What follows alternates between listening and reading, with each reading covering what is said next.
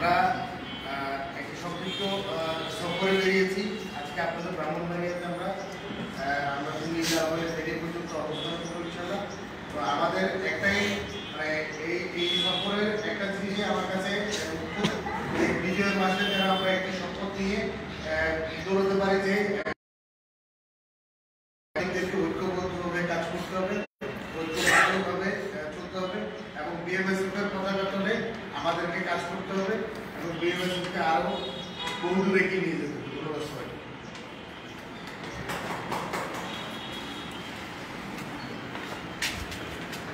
এখন আমাদের মাঝে এর বলেন তো আমি কাছে থাকে চলে সমন্বয়কারী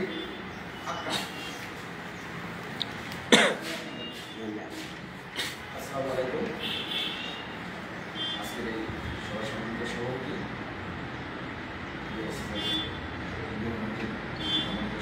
সভার সম্পাদক সভাপতি এবং সরাসরি সহযোদ্ধারা সভাপতি ভাইয়ারা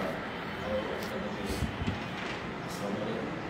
আসলে আমরা পেশাদার সাংবাদিকদের যে কার্যক্রম তালিকা প্রণয়ন আমাদের যে 14টি দফা এই দফা বাস্তবায়নের জন্য কিন্তু আমাদের মাঠে বিচরণ যদি আমাদের আজকে বেরোনে আসার উদ্দেশ্য ছিল আমাদের একজন সহযোগিতা আমি ইসলাম আমাদের মায়ের মতো আমরা আসতে পারি তখন আমরা পর্যায়ের জন্য আমাদের মূল উদ্দেশ্য এখানে আসা। পাশাপাশি যে দফা গ্রহণ করে আসছি আপনাদের সাথে মত বিনিময় হলো আমরা কুমিল্লা কিন্তু আমাদের প্রোগ্রাম রয়েছে বিএমএসের 2010 সালে প্রতিষ্ঠিত হওয়ার পর থেকে সাংবাদিকদের নিয়ে কিন্তু কাজ করছে। সেই সাংবাদিক কারা? পেশাদার সাংবাদিক, নির্যাতিত নিপীড়িত সাংবাদিক। আপনারা জানেন অবহিত আছে ইতিমধ্যে সাংবাদিকদের জন্য ঢাকাতে আমাদের একটা সেন্টার খোলা হয়েছে নির্যাতিত সাংবাদিকদের জন্য। আমরা যে কাজগুলো করছি আপনারা যে রিপোর্টার্স ক্লাব আমরা করছি আমরা কিন্তু রিপোর্টার্স ক্লাবের কেউ কিন্তু আপনারা আমাদের কেন আপনারা সাংবাদিক আমরা আপনাদের কথা বলার জন্য মাঠে নামছি। আমরা চাই যে আমাদের সহযুদ্ধ হয়ে মুক্তিযুদ্ধ এদেশে যখন যুদ্ধ হয়েছে অনেকে যুদ্ধ করেছে কিন্তু যারা সহযোগী করেছে তারাও মুক্তিযোদ্ধা। আপনারাও আমাদের একজন সহযোদ্ধা হন বিএমসির সাথে আপনারা থাকুন যাতে আমরা এই যুদ্ধটা চালিয়ে যেতে পারি। আমাদের যে 14 দফা এই দফাটাকে বাস্তবায়নের জন্য যেহেতু আপনারা মাঠে কাজ করেন আমরাও কিন্তু তৃণমূলে মাঠে কাজ করি। আমরা সভাপতি সিনিয়র সভাপতি সাইদুর রহমান বিমন ভাই স্বাধীনতার এই 50 বছরও আমরা কিন্তু আমাদের যে সাংবাদিকদের যে নিরাপত্তার যে সুরক্ষা আইন সেই আইনগুলো আমরা এখনো পাইনি। বিভিন্ন দপ্তরে সেই আইনগুলো হয়েছে কিন্তু আমরা পাচ্ছি না। আমরা আইনগুলো বাস্তবায়নের জন্য আমরা মাঠে কাজ করছি। আমরা আপনাদের সহযোগিতা কামনা করি। আমি আমার বক্তব্য শেষ করছি। আসসালামু আলাইকুম।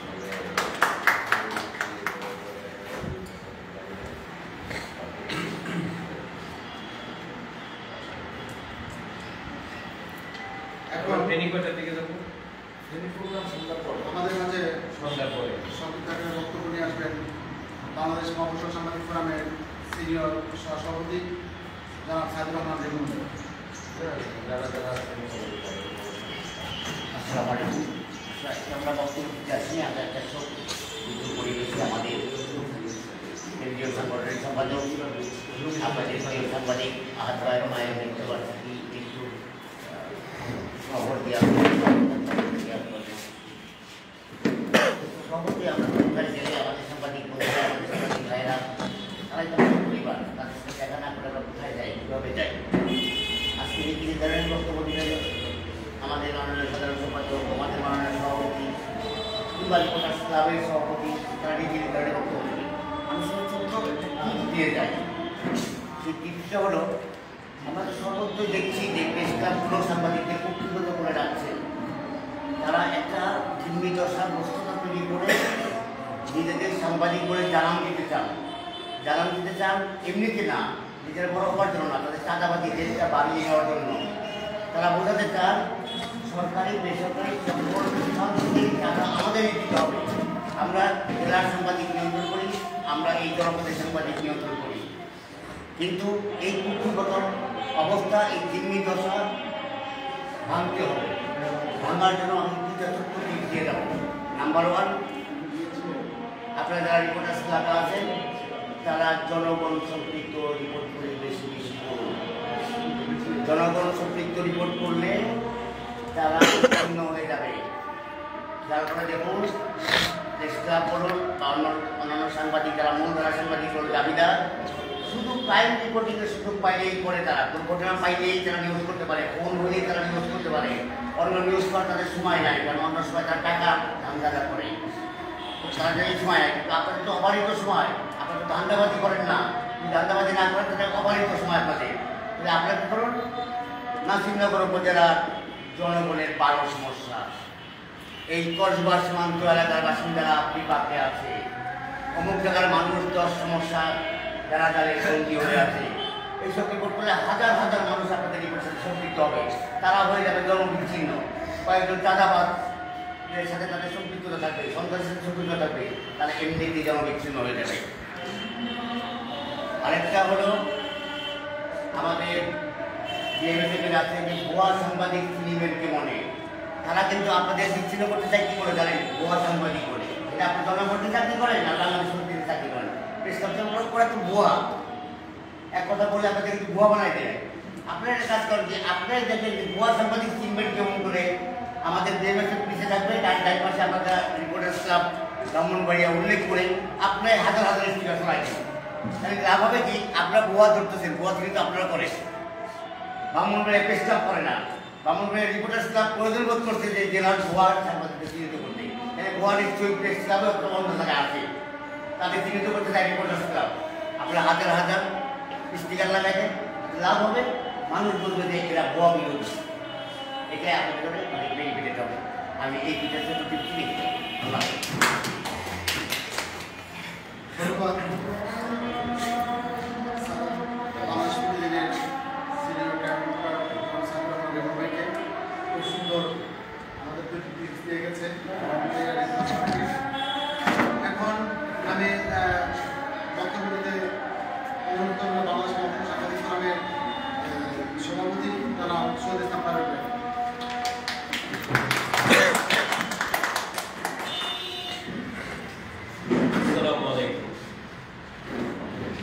উপস্থিত আজকের অনুষ্ঠানের একজন এমনই এক ব্যক্তির পাশে আজকে আমি বসেছি। সংবাদপত্রের সম্পূর্ণ বিষয়বস্তু তার কাছ থেকে শেখার মতো, যিনি সংবাদপত্রের যিনি দোরগোড়ায় পৌঁছাতে হলে কোন সংবাদ কে পছন্দ করে, কোন সংবাদ দিলে মানুষের উপকারে আসবে এবং সংবাদটা সেই সংবাদ পরিবেশনের পরে পত্রিকা ছাপার পরে সেই পত্রিকাটি নিয়ে জনগণের দোরগোড়ায় পৌঁছে দিয়ে আসছেন, আজও সেই কাজটি করে আসছেন, তাও অবশ্যই যেখানে গাড়ি ঘোড়ার বিষয় হেঁটে এখন হয়তো আধুনিক প্রযুক্তি আসছে। সেই একজন বয়োজ্যেষ্ঠ একজন সাংবাদিক, আমার বাবার বয়সী, তার কাছে আমি তার পাশে আমি দু একটু কথা বলার সুযোগ পেয়ে আমি নিজেকে গর্ব করি। এখানে আরও একজন আছেন যিনি একটু টিপ দিয়ে গেলেন, তিনি হলেন বাংলাদেশ প্রতিদিন পত্রিকার সিনিয়র গ্রাম রিপোর্টার। তিনি আমাদের এই সংগঠনের সিনিয়র সহসভাপতি হয়েছেন। সেই জন্য সংগঠনের জন্য খুবই নির্দেশনা এবং সংগঠন এগিয়ে যাওয়া এবং সংগঠন সর্বোচ্চ জায়গায় পৌঁছে দেওয়ার মতো সহযোগিতা দিয়ে যিনি করে আসছেন এবং সামনে করবেন, সংগঠনের সিনিয়র সহসভাপতি রিমন ভাই। আরেকজন আমাদের, যদিও ওনাকে বক্তব্য দেওয়ার কথা ছিল আরো পরে, ভুলের কারণে তার নামটা আগে দেওয়া সেই জন্য সরিয়ে বলে আহমেদ আবুল আবু ভাই তিনি জালকে ঢাকাতে এসে যে সংগঠনটির মূল উদ্যোক্তা এবং প্রতিষ্ঠাতা আহমেদ আবুল আবু তিনি সংগঠনের সাধারণ সম্পাদক রয়েছেন যিনি সংগঠনের ব্রাহ্মণবাড়িয়া নেতৃত্ব দিচ্ছেন রবির চৌধুরী। আজকে শুক্রবার, সবাই আর আমাদেরও মূল বিষয় ছিল আহাদ ভাইয়ের মায়ের কবর দেওয়ার করা। সেই ক্ষেত্রে শুধু আমি নয়, আমাদের সাথে আরও উপস্থিত করেছেন কেন্দ্রীয় কমিটির খন্দকার বিয়ের কেন্দ্রীয় কমিটির সোহাগারী মিতু, সোহেল ভাই, আকরাম ভাই সহ আহাত তো আছেই কেন্দ্রীয় কমিটি।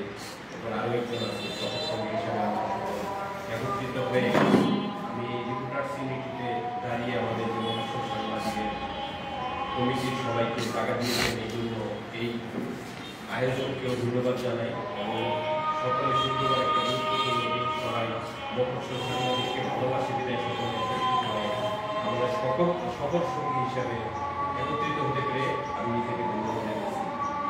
তো মফস্বল সাংবাদিক আসলে অবহেলা, এই অবহেলার কথা হয়তো এক দুইটা কথা বলছি। নির্বাচন অনেক অনেক সমস্যা আছে, যে সমস্যাগুলো কিছুই বলেন না। নির্বাচন কার্ড এটা কোনো জটিল কিছু না, আমি মনে করি নির্বাচন কার্ড এটা জটিল কিছু না। আমি মনে করি যে আমরা যে কতটা অবহেলিত মফস্বলে, যিনি মফস্বলে কাজ করেছেন তারাই জানেন, যিনি আমার বাম পাশে সাক্ষী আমাদের মুরব্বী। আমরা মফস্বল সাংবাদিক জাতীয় সংসদ সূচনা হওয়ার পরে সেটাকে সংশোধন করা হবে। বাংলাদেশের যে সংবিধান সংস্কার হচ্ছে, পর্যায়ক্রমে হচ্ছে, একেবারে যে আগের মতো আছে তা না, সেই পর্যায়ক্রমে সংস্কার হতে হতে এই পর্যায়ে আসছে। আজকে প্রশাসন সেই মান্দাতার আমলের যে সিস্টেম, প্রেস ক্লাব, উপজেলা হোক জেলা হোক, প্রেস ক্লাবের একজন সদস্যকে ডাকা, এটাই তাদের সেই পূর্বের সেই সিস্টেম একটা দেওয়া হয়ে আছে। যেমন সামান্য ব্যাপারে বলি, যদি সাংবাদিক এলাকায় 10 জন থাকে, একটা এলজিডিতে যাও, উপজেলায় যাও, একটা তালিকা থাকে 10 জনের, ওই 10 জনের নামে পত্রিকার পেছনে বিজ্ঞাপন যাচ্ছে বা দাওয়াত পাচ্ছে। নতুন নতুন আরো কিছু সাংবাদিক আছে, তাদের নাম নাই, অথচ তারা কাজ করতেছে, কিন্তু ওইখানে না, সেটা নিয়ে তাদের মাথা ব্যথা নাই, ওই 10 জনের সাথে তারা ঘুরছে। অনুরূপ আজকে প্রেস ক্লাব সে পূর্বের আমলের সিস্টেম চলছে, যেটা জাতীয় প্রেস ক্লাব। কিন্তু আপনারা জানেন, এখানে আমাদের জাতীয় প্রেস ক্লাবের সবসময় যিনি আমাদের রিমন ভাই, সবসময় সেখানে আমাদের সাথে আমাদের যে বেশি সক্ষতা, তিনিও জানেন যে জাতীয় প্রেস ক্লাব মানে জেলা উপজেলার সাথে তাদের সম্পৃক্ত থাকে। জাতীয় নির্বাচন মানে সেখানে প্রত্যন্ত অঞ্চলে ভোটে নির্বাচিত সংসদ সদস্য। অনুরূপ জাতীয় প্রেস ক্লাবটা জেলা উপজেলার থেকে নির্বাচিত হয়ে জাতীয় প্রেস ক্লাব হওয়ার নিয়ম, এটা আমি মনে করি সেটাও সংস্কার হওয়া উচিত, আমি মনে করি। অনুরূপ এই জাতীয় প্রেস ক্লাব, উপজেলা প্রেস ক্লাব আগের সিস্টেমে প্রশাসনকে জানিয়ে দেওয়ার জন্য আমাদের প্রস্তুত থাকতে হবে। আমাদের এই যে 14 দফা দাবি, তার মধ্যে আরেকটা দাবি পূরণ হওয়ার সুযোগ আছে। কি কারণে? জেলা উপজেলার যে প্রেস ক্লাবগুলো, এগুলো শুধু প্রেস ক্লাব নিয়ে যে প্রশাসন শুধু ওই সাংবাদিকদের নিয়ে যে তারা কাজ করবে তা না। সাংবাদিক এখানে জেলা প্রতিনিধি, উপজেলা প্রতিনিধি যারা, তারাই মফস্বল সাংবাদিক। সেই ক্ষেত্রে কেউ রিপোর্টার্স ইউনিটি থাকতে পারে, কেউ মফস্বল সাংবাদিক ক্লাব থাকতে পারে, জাতীয় প্রেস ক্লাব থাকতে পারে। এক একজনের একটা ব্যানারে থেকে তারা কাজ করতেছে, কাউকে ছোট করে দেখা যাবে না। সেখানে যদি প্রেস ক্লাবের একজনকে দাওয়াত দিতে হয়, মফস্বলের সাংবাদিক ক্লাবেরও একজন দাওয়াত দিতে হয়, যদি রিপোর্টার্স ইউনিটেরও একজন দাওয়াত দিবে, 5টা সংগঠন থাকছে, 5 জনের 5 জন দাওয়াত দিবে। যদি একের অধিক থাকে, 2 জন করে সবাইকে দিবে। এই সিস্টেমগুলো সংস্কার করতে হবে এবং জেলা উপজেলা থেকে এটা দাবি তুলতে হবে। দাবি তুললে আমাদের কেন্দ্রীয় কমিটি যারা আছে তারা এটা নিয়ে ক্যাবিনেট সচিব পর্যন্ত যাবে। ক্যাবিনেট সচিব পর্যন্ত গেলে এই বিষয়টা প্রধানমন্ত্রীর দপ্তরে এটা পৌঁছাবে। প্রধানমন্ত্রীর দপ্তরে যাবে যে আপনি গ্রামকে শহর করতে চেয়েছেন, আমরাও গ্রামকে শহর করার জন্য লেখচির মধ্য দিয়ে আমরা কাজ করে যাচ্ছি। অনুরূপ আমাদেরকে সেই শহর রূপে রূপান্তরিত করুন। আমরা মফস্বলে আমরা আছি, সাংবাদিকও সেই শহর রূপে রূপান্তরিত হতে চাচ্ছি। আমরা আমাদের অধিকার যেটা আমরা তুলে ধরতেছি, জনগণের পাশে থেকে কাজ করতেছি, আমাদের অধিকারও আছে। আমরা যেখানে দাঁড়িয়ে কাজ করবো সেই পার নিচের মাটিটা শক্ত হতে হবে। সেই অনুরূপ আমি মনে করি যে আমাদের যে মফস্বল সাংবাদিকদের যে বিরোধিতা প্রেস ক্লাব রিপোর্টার্স ইউনিটির মধ্যে না থাকে, সকলে আমরা মনে করি মফস্বলে যারা কাজ করি সবাই আমরা মফস্বলের সাংবাদিক। সেখানে প্রেস ক্লাব কি, রিপোর্টার্স ইউনিট কি, মফস্বল সাংবাদিক ফোরাম কি, সাংবাদিক সমিতি কি, কোনোটার সাথে কোনোটার বিরোধ থাকবে না। তাই আমরা প্রেস ক্লাবকেও দৃষ্টি আকর্ষণ করছি। আপনারা যারা আজকে হয়তো পদ দিয়ে আছেন, আপনারা আমাদেরকে হিসাব করবেন যে বা স্নেহ করবেন বা আদর করবেন। আপনারা যদি সিনিয়র বড় বড় সাংবাদিক থাকেন, সিনিয়র মাপের থাকেন, আমাদেরকে যারা আমরা যদি জুনিয়র থাকি, আমাদের স্নেহ দিয়া আমাদেরকে কোনোখানে ছোট করবেন না। এটা আমরা তাদের প্রতি আমার দৃষ্টি আকর্ষণ করছি বা অনুরোধ জানাচ্ছি। আর এই বিষয়টা আমাদের যে মফস্বল সাংবাদিক ক্লাব, আমরা প্রথম মফস্বল সাংবাদিক আন্দোলন করতেছি, 14 দফা দাবি করছি বা 15 দফা দাবি করছি। আমাদের এই বিষয়গুলো তাদের কাছে পৌঁছে দিতে হবে। মাঝে মাঝে আমাদের এই দাবিগুলো, লিফলেটগুলো তাদের কাছে, প্রশাসনের কাছে পৌঁছে দিতে হবে। এটা হলো আমাদের মফস্বল সাংবাদিক। আমাদের কাজটা আমরা কি শুধু ওই প্রেস ক্লাব সেই আমার দাদা বা বাপ দাদার আমাদের সেই প্রেস ক্লাব সিস্টেমেই থাকবে? সংস্করণ আনার একটা সময় এসেছে। তাই আমরা সেই দিকে, পূর্বের দিকে না থাকে, এটাকে তুলে ধরতে হবে সকলের মাঝে, শুধু সাংবাদিকদের মাঝে না, প্রশাসনের মাঝে। এই যে কিছুক্ষণ আগে যে কথাটা বললো আমাদের যে সংগঠনের এখানে যিনি উপস্থিত আছেন, যে নির্বাচনের যে এই যে অধিকার নিয়ে আপনারা কথা বলছেন, আমরা কি তাইলে সাংবাদিক না? তখন কি করলো? আপনাদেরকে 15 টাকা 20 টাকা এটা কি চাওয়ার কারণে? দাবি না তুললে কখনো এটা সম্পূর্ণ হবে না। আর দাবি তোলার ক্ষেত্রে আমাদেরই তুলতে হবে। প্রেস ক্লাব বা অন্য কেউ এটা তুলে দিবে না, বা রাজনৈতিক ব্যক্তিরা তারা তুলে দিবে না। তাদের জন্য তো আমরা কাজ করি, তাদের দাবি দেওয়ার জন্য তো আমরা লিখি। কারণ আমাদের পেট ভরা, কারণ তারা ক্ষুধাই থাকবে, তাদের ক্ষুধা নিবারণের জন্যই আমরা লিখি, এলাকার উন্নয়নের জন্য আমরা লিখি, অসহায়ের পাশে অসহায়ত্বের সহায়তা পাওয়ার জন্য আমরা লিখি। আমরা তাইলে আমরা সচ্ছল, তারাও জানে আমরা সচ্ছল। কারণ আরেকজনকে যখন দেয় তখন তারা মনে করে তারা সচ্ছল না হইলে তো আমাকে দেয় নাই, কারণ তারা সবাই জানে যে আমরা ক্ষুধার্ত না। আমরা আমাদের ক্ষুধার বিষয়গুলো জানবে আমাদের সাংবাদিক ভাইরা। আমাদের ক্ষুধার কথা সাংবাদিকের বাইরে কিন্তু কেউ জানবে না। বিশেষ করে আমরা মফস্বলে কাজ করি, বিধায় মফস্বলের সাংবাদিকরা আমাদের মনের কষ্টটা বুঝবে। ঝড় বৃষ্টি, জলোচ্ছ্বাস, ঝুঁকিপূর্ণ নির্বাচনের যে প্রতিকূলতা, সব মিলাই ঝুঁকি নিয়ে কাজ করে মফস্বল সাংবাদিকরা। আজকে আর বেশি কিছু বলবো না। মফস্বল সাংবাদিক ফোরামে যারা আছেন আর মফস্বল সাংবাদিকের বাইরে যারা আছেন অন্য সংগঠনে, সবাই মফস্বল সাংবাদিক, সকলের সাথে হৃদ্যতার মধ্য দিয়ে দাবি আমাদের একই, মফস্বল সাংবাদিকদের অধিকার। সেখানে প্রেস ক্লাবও আমাদের এই দাবি দ্বিমত করার কোনো প্রশ্নই ওঠে না। আমাদের দাবি সকলের একই আমি মনে করি। এখানে কি কোনো দ্বিমত আছে আপনারা মনে করেন? দ্বিমত যেহেতু নাই, এটা তাদেরকে বোঝাতে হবে। আর এখানে আমরা আমাদের মধ্যেও দেখা গেল মফস্বল সাংবাদিক ফোরামে যারা আছে তারা বড় মিডিয়ায়, আবার তারা মনে করবে যে তারা তো আছে প্রেস ক্লাবে কিছু হাতে গোনা কিছু, তা না। এখানে কোনো ছোট বড় করার কিছু নাই। সেখানে আমি মনে করি সাংবাদিক সে যে মিডিয়ার, যদি মিডিয়া বৈধতা থাকে আর মিডিয়ার একজন প্রতিনিধিত্ব করার যে বৈধতা থাকে, তাইলে আমি মনে করি সে একজন মফস্বল সাংবাদিক। সেই ক্ষেত্রে কাউকে ছোট করে দেখার সুযোগ নেই মনে করি। আর বেশি কিছু বলবো না। আজকের এই অনুষ্ঠানে 2-4টি কথা বলার সুযোগ করে দিচ্ছে আয়োজকদের এবং উপস্থিতিদের, আমাদের যে সফর সঙ্গী সহ সবাইকে আমি ধন্যবাদ জানিয়ে আমার ভুল ত্রুটি মার্জনা করে দেখবেন। সবাইকে ধন্যবাদ। আসসালামু আলাইকুম।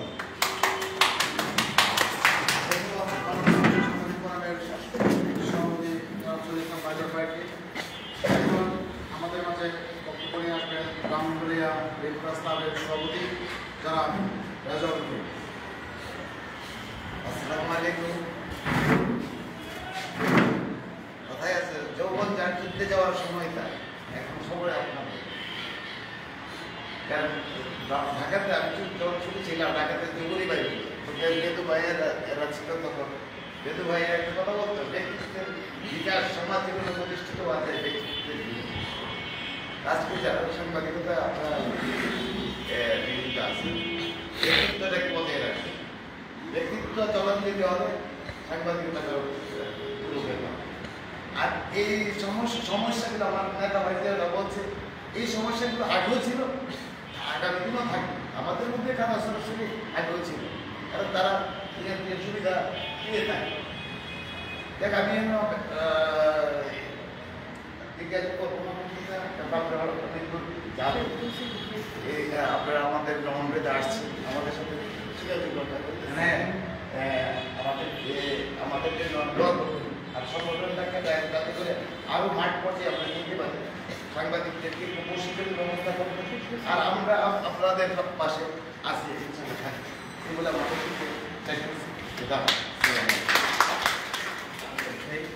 জীবন ভাই, জি ভাই। একটা ছবি তুলি, আমার ছবিটা আমার ক্যামেরায় বলছি দাঁড়ানো না বসা